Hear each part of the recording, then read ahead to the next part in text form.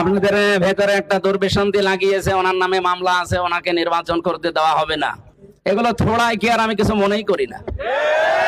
60টা না 64 না, আপনারা 64,000 মামলা দিলেও আমার কিছুই হবে না। ইনশাআল্লাহর সামনে দাঁড়িপাল্লার বিজয় হবে।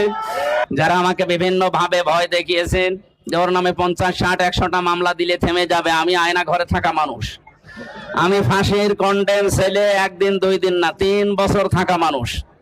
আমার বাবা এখানে বসে আছে রিয়াজউদ্দিন, আমার রাজনৈতিক বাবা অধ্যাপক ফরহাদ হোসাইন বসে আছে, আমার 2 জন বাবাই আছে। আমি তাদের কাছে অনুমতি নিয়ে রাস্তায় এসেছি। মামলা হামলা না, আপনি যদি অন্তত মেরিয়ে না ফেলেন আমাকে এ পথ থেকে থামাতে পারবেন না।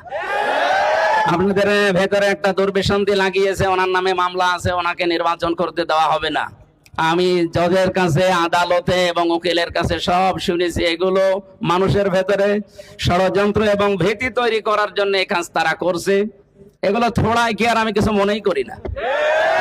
60টা না 64 না, আপনারা 64,000 মামলা দিলেও আমার কিছুই হবে না। ইনশাআল্লাহর সামনে দাঁড়িপাল্লার বিজয় হবে।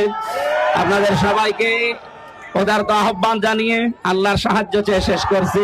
নাসরুম মিনাল্লাহি ওয়া ফাতহুন করিব ওয়া বাশশিরিল মুমিনিন।